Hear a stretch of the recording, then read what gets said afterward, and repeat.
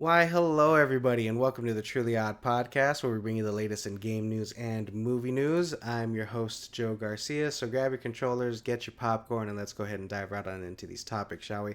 Starting with our game news topic of the day. And our first game news topic of the day is regarding Skate Story launches on December 8th and blends demon mythology or mythos with lo-fi skateboarding. If you guys know what lo-fi skateboarding means, go ahead and let me know in the comments down below because I don't know what the hell that means by that.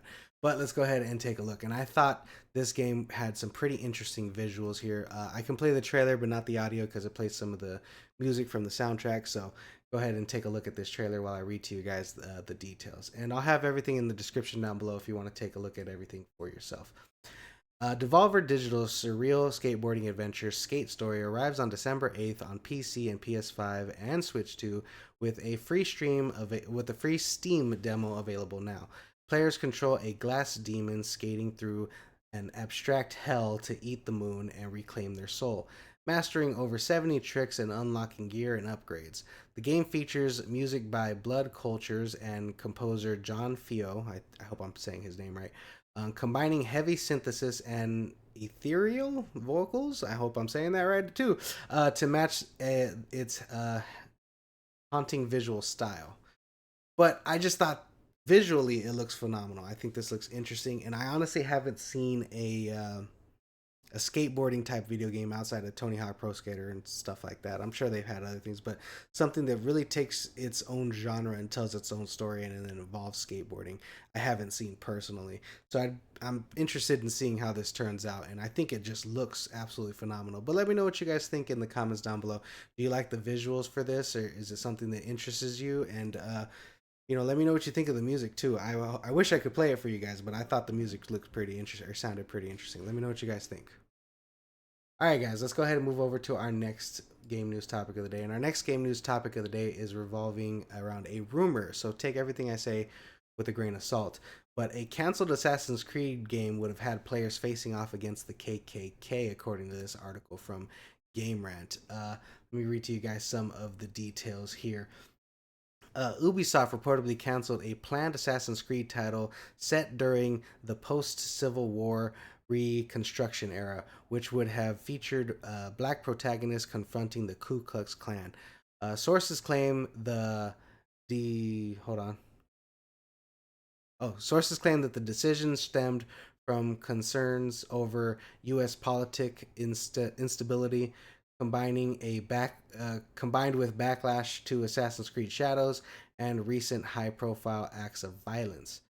The game had clear intent initial.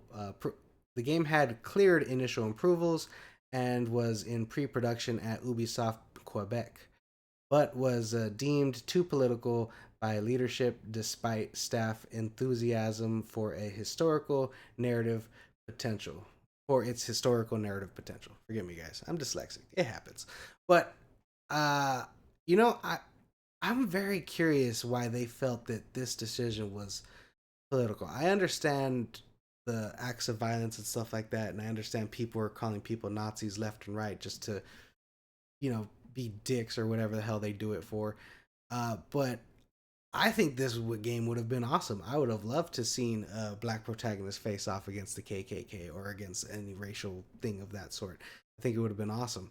But yeah, let me know what you guys think in the comments down below about this. Do you think that this was true that they were developing this game? I honestly, truthfully, don't feel that they were developing this game. I can't imagine them getting that far along into pre-production and then realizing it was political that much later. But I don't know. Let me know what you guys think in the comments down below. But this sounded like a game I would have been interested in playing, especially if it's set kind of during the time of the Civil War era. I thought Assassin's Creed 3, even though that was the Revolutionary War or whatever war that was, but I thought that was a great game using the guns and implementing that. So I think it would have been great having, a little bit further down the line and similar kind of gameplay. I think that would have been awesome. But let me know what you guys think about this in the comments down below. All right, guys, let's go ahead and move over to our next game news topic of the day. And our next game news topic of the day is another rumor, but it's from a leaker, and the leaker gives up some details around Fallout 3 Remastered. Now, mind you, we talked yesterday about how Fallout 3 might be announced, or Fallout 3 Remastered might be said during their Fallout Day in later this month, but it looks like we have some details that says otherwise. There is no Fallout 3 news expected on October 23rd, sorry. Leaker Nate the Hate says fans shouldn't expect the remaster announced during Fallout Day 2025, with Bethesda what which hold on which Bethesda has confirmed will focus on existing titles. Despite the delay, documents from Microsoft's FTC trial suggest Fallout 3 remaster is real, with no signs of cancellation, just a long wait ahead. While Bethesda remains silent, post reports hints of this game suggest that it could be possible for a 2026 or 2027 launch, following the success of Oblivion Remastered and growing fan demand. So if this leaker is right about his details and he probably has insider information. So I probably take what he says a little seriously, but also with a grain of salt, because no one really knows unless the studio says it themselves. So it looks like Bethesda probably won't be announcing any Fallout 3 remasters, but that doesn't mean that they might not be announcing a Fallout 5. I feel like they really should announce something at this presentation, because I haven't felt like they've done much lately. Fallout 76 wasn't very successful. It's probably doing better now. I don't know. I don't play it. But, we'll have to wait and see what ends up happening with that whole studio and what they end up doing with their games in the future. But let me know what you guys think in the comments down below. Are you hoping for a Fallout 3 remastered announcement during this presentation, or a Fallout 5? And is it sad knowing that it might not happen? Let me know what you guys think. All right, guys, let's go ahead and move over to our next game news topic of the day. And our next game news topic of the day is regarding Mark Cerny teases future consoles as PS6 speculation builds around Sony's next-gen strategy. Let's go ahead and take a look here. Now, recently, or today actually, Mark Cerny did a presentation with with someone from AMD, and they discussed a lot of the details of future technologies and things that they have been working on for the past couple years regarding ray tracing and things of that sort. So if you guys are interested in hearing all those details, Mark Cerny really does explain it quite well. And some of the things get a little confusing. You have to be a little technical to understand some of the aspects of what they're talking about. So go ahead and check out this interview if you guys are interested. It'll be in the article in the description down below. But here are some of the details. In the PlayStation YouTube video, Sony's Mark Cerny reference being, excuse me guys, I'm gonna start that over. In the PlayStation YouTube video, Sony's Mark Cerny referenced bringing new AMD power graphics tech to a future console in a few years, fueling speculation that a late 2028 PS6 launch will take place, which is something I've been discussing. I think it'll happen in holiday of 2028. SIE president, which is Sony Interactive Entertainment, by the way, SIE president Hideo Nashino emphasized the continued importance of local hardware despite cloud gaming advancements, hinting at the next-gen development is already underway. With PlayStation Portal gaining traction and dockable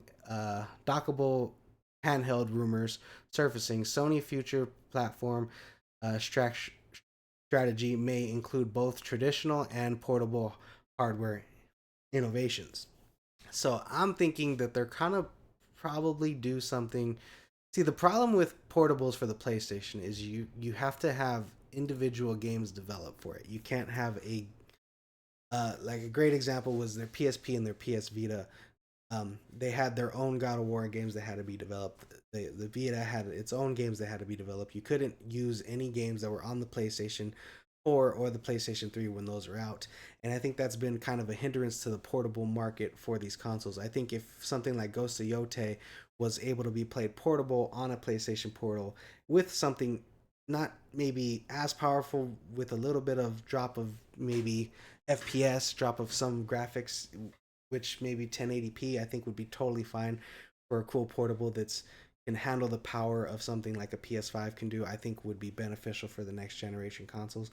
But we'll have to wait and see what they end up doing. But I think it's interesting what Mark Cerny had to say and what AMD is working on, especially because AMD is not only working with Sony, but they're working with Xbox. So those team ups are really going to power the next generation of consoles, and I'm curious how powerful they're going to be and what they plan on doing with these next generation of consoles. But Go ahead and take a look at it for yourself and let me know what you guys think in the comments down below. And are you excited for the PlayStation 6? And are you sad that you're going to have to wait to 2028? I know a lot of people were expecting was it 2020. I know a lot of people were expecting a 2026 or a 2027 holiday launch. I was expecting more of a 2027, but it makes sense that it would be 2028. Let me know what you guys think. All right, guys, let's go ahead and move over to our next game news topic of the day. And our next game news topic is regarding Grand Theft Auto 6. Optimal price range is going to be $70. New research shows that $100 would be hurting sales. Let's go ahead and take a look here. Now, mind you, I think it's funny that this new research came out after Xbox's fiasco with raising their monthly subscription price to $30 a month. But I just thought maybe it's coincidence, but maybe it's not. Here are some of the details if you guys want to take a look at that while I read to you this. A media research study found that pricing on Grand Theft Auto 6 at $69.99 would generate the highest revenue output performing. Am I reading that right? Would generate the highest revenue, outperforming higher price points. Excuse me, guys. I'm going to start over. All right. I'm dyslexic. It happens. Fuck it. Let's move on. A a media research study found that prices for Grand Theft Auto 6 at $69.99 would generate a higher revenue, outperforming higher price points at $99.99 and $49.99 and $149.99. Excuse me, due to broader consumer appeal. While super fans might pay more, analysts warned that a $100 price would reduce unit sales and overall earnings, leaving more money on the table for Rockstar. Anyways, Take-Two CEO Starzilnik, whenever the pronounce the name, continues to sidestep the pricing question, and with Grand Theft Auto 6 launch on May 26, 2026, speculation remains around both its base costs and potential monetization for Grand Theft Auto Online. I'm sorry I struggled through that, guys. It fucking happens sometimes. But the basic point is that they're saying that people won't buy the game at $100, and I think that's fucking obvious at this point. No one wants to spend more money on their games. I do think it's about time games go from 70 to 80, with inflation and things like that. That's kind of how the market goes. We originally used to buy games for 40, 50, 60. Now we're at 70. And some games, depending on the development and depending on how they want to market it, kind of go up and down from that price range there. But I think Grand Theft Auto 6 will probably be at the $80 mark, not the $100 mark. Because I think if they go to 100, we just saw with Xbox, people aren't buying it after the pricing ranges for Xbox and stuff like that. They just got hit really, really hard with a lot of backlash. And I think the same thing will happen to Rockstar. And I think right now they're all discussing and looking to the market to see what's going to be happening if they release at that price point. They're going to have to wait to see what happens in 2026. They do have some months to make a decision. But I think at the end of the day, they're probably going to be going for the $80 mark, or they might stay at the $70 mark. They're more likely to make more money, to have more units sold at that price point. So we'll have to wait and see what they end up doing. But what do you guys think? Let me know in the comments down below. Do you want the game to be at $70? I'm sure if that's what everyone feels. But would you buy the game at $100? Would you buy the game at $150? Let me know at what price point would you be like, no, I'm not interested in buying this game. All right, guys. That does it for our game news topics of the day. We're going to go ahead and move over to our movie news topics. And our first movie news topic of the day is regarding Disney revives live-action Tangled development with Scarlett Johansson eyed for Mother Gothel, however the hell you pronounce that name. Let's go ahead and take a look here. Why are you covering her face? Stop it. Thank you. There it is. Anyways, Disney is revisiting the live-action Tangled adaptation with Scarlett Johansson in talks to play Mother Gothel. I don't know. Anyways, and Michael Gracie still attached to direct from a script by Jennifer Katie Robinson. The project was paused after Snow White's underperformance, but success from the post 1989 remake of Lilo and Stitch. I don't know why I even put that. Anyways, but success from the Lilo and Stitch movie has regained interest. Anyways, guys, I think this is good. Scarlett Johansson's a phenomenal actress, but I think the important thing here, besides there being a Tangled adaptation coming, and stuff like that. The important thing is here, Scarlett Johansson has renewed her relationship with Disney. If you don't remember, Disney and her had a lawsuit back when not Bob Iger, what's his name? Oh God, I can't remember. It's gonna bother me. I hate it. Uh, Disney's Bob. What are the, uh, Disney Bob CEOs. What are their names? Not Bob Iger, the other one. Bob Chapek, that's his name. Okay. Sorry guys, that bothered me. Anyway, so Bob Chapek, and they kind of had a butting of heads with Scarlett Johansson. They had a lawsuit with the Black Widow movie because it was released on streaming and not in theaters, and that caused issues with her contract. So they had a lawsuit between them, and they sent out some reports about her or some public things about her saying that she's greedy with money and stuff like that. So I guess all that is now gone in a way. No worries with the new CEO in and things kind of revamped. I'm sure that things are doing better for the studio and for the company, and I'm sure that things have gotten better for them. So that's nice to see. Maybe that means we'll see her in another MCU movie. We are getting a lot of multiversal things going on, so I think that's more important news than the Tangled news itself. Knowing that Scarlett Johansson has now rebuilt her relationship with Disney, but I think the Tangled's adaptation would do good, and that Scarlett Johansson's phenomenal casting. All right, guys, let's go ahead and move over to our next movie news topic. And our next movie news topic is regarding Predator Badlands targeting a PG-13 rating, but also promises a brutality. Sorry, almost promises brutality without red blood. Let's go ahead and take a look here at this article. Predator Badlands with hold on, I lost my spot. Predator Badlands, the seventh installment of the franchise, may break traditions by aiming for a PG-13 rating to broaden its audience appeal, despite past entries being rated R. Producer Ben Rensbalt, however you pronounce that name, explains the film's features no humans or red blood, allowing for intense, gruesome action using neon green and synthesized fluids that may pass MPA's uh, scrutiny by delaying. Oh, excuse me. By dialing back the human gore while retaining brutal combat, Badlands could attract younger viewers and boost box office performance without alienating long-term fans. Now, I know a lot of people are concerned and some people really want movies to be rated R, but the truth is with the MPA, the way that they work is I think a great example would be movies like the Transformers movies and movies like what's another movie I can think of? I think only Transformers comes to mind. But movies like Transformers and movies like the Avengers, I guess you can say, where there's a lot of cool, fun, brutal action that happens in Transformers movies. You get Optimus Prime ripping people apart, but because it's not happening to humans and it's more oil and it's more tech stuff being ripped apart, the MPA doesn't grade that as highly violent as it would be if they were humans. And the same thing probably goes here. There's probably a lot of violence regarding aliens being killed, predators being killed, and so on. But you don't see human red blood. You see neon green blood. You see whatever other blood. With the if the these are the synthesis from alien, you get that milky substance, the white. So that lets me know that all the soldiers that we see in the trailer are all robots. So that being said, I don't think there's really much to worry about here. I'm sure that the studio planned it to be rated R and probably just went full force with rated R. But realizing after all that development and after everything submitting into the MPA, they might get a PG-13 rating. So we'll have to wait and see what happens. I don't think it's a big issue. I still think we're going to get a lot of violence, a lot of great action from this movie. And I don't think it's going to really hinder it. Now, if they inputted humans and had them being slaughtered and killed, you'd probably see this exact same movie.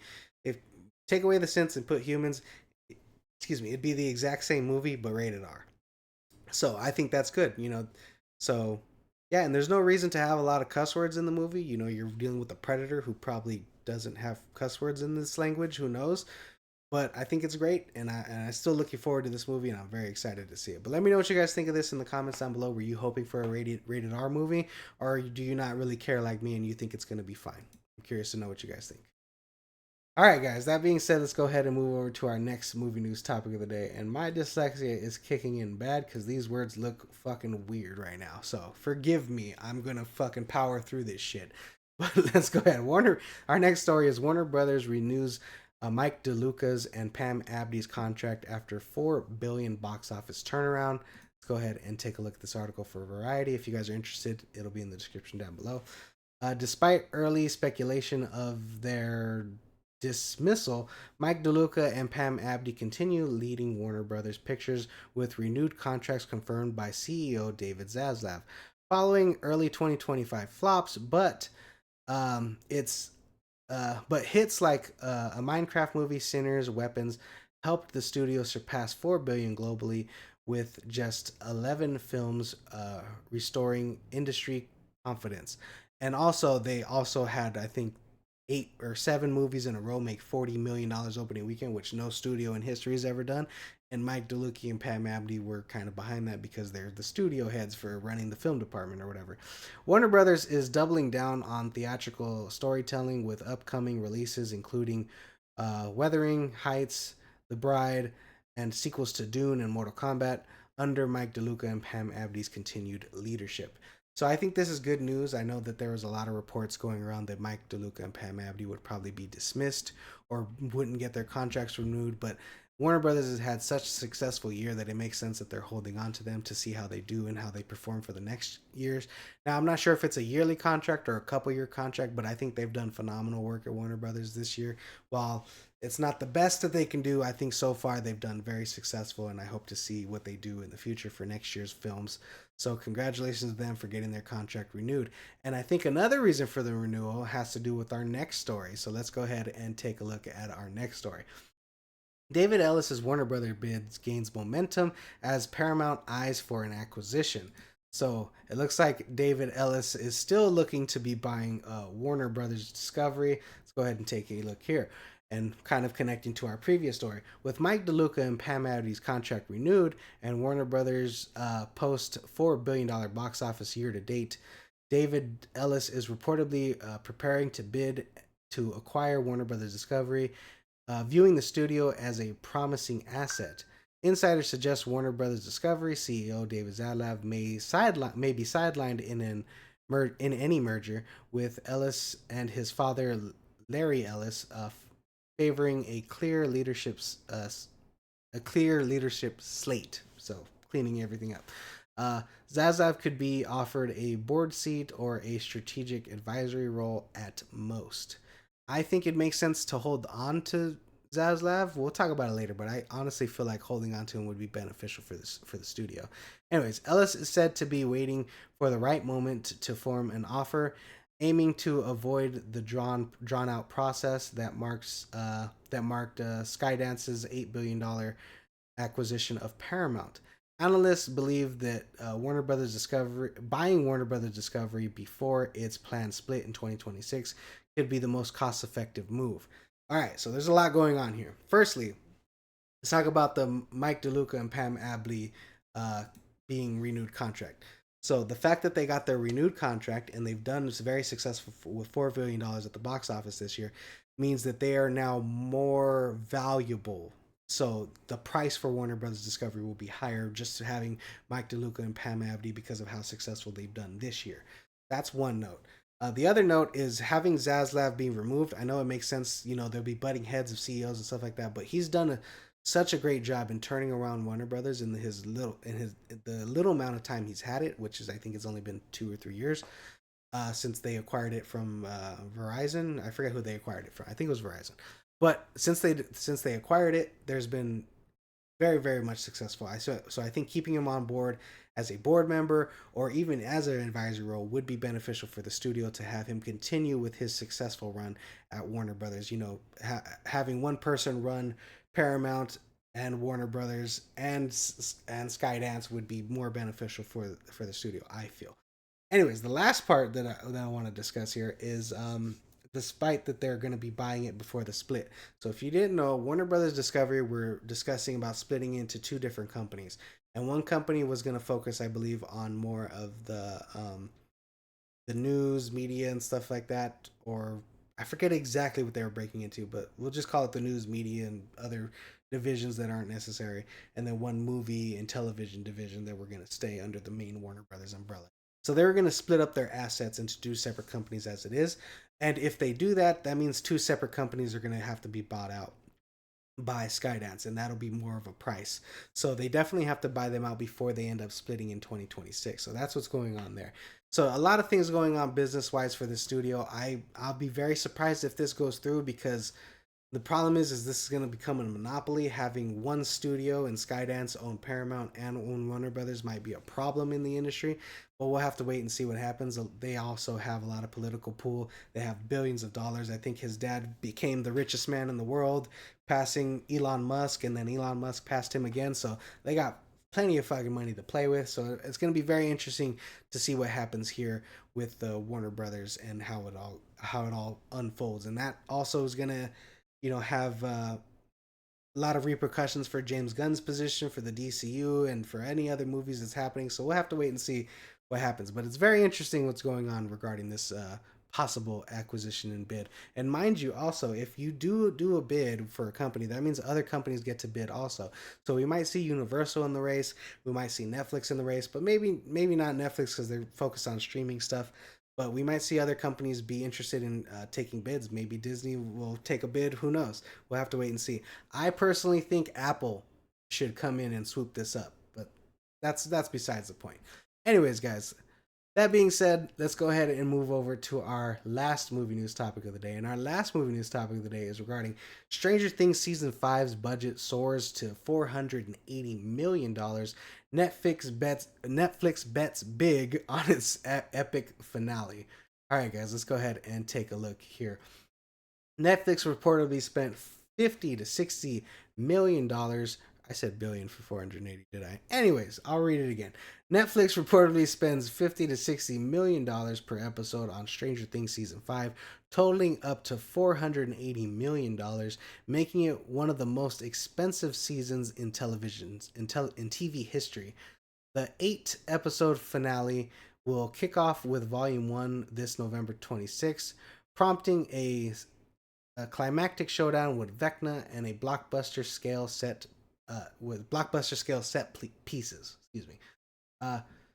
Despite fewer episodes, the massive budget reflects on Netflix's commitment to ending its flagship series with impact, potentially redefining the ceiling for streaming television productions.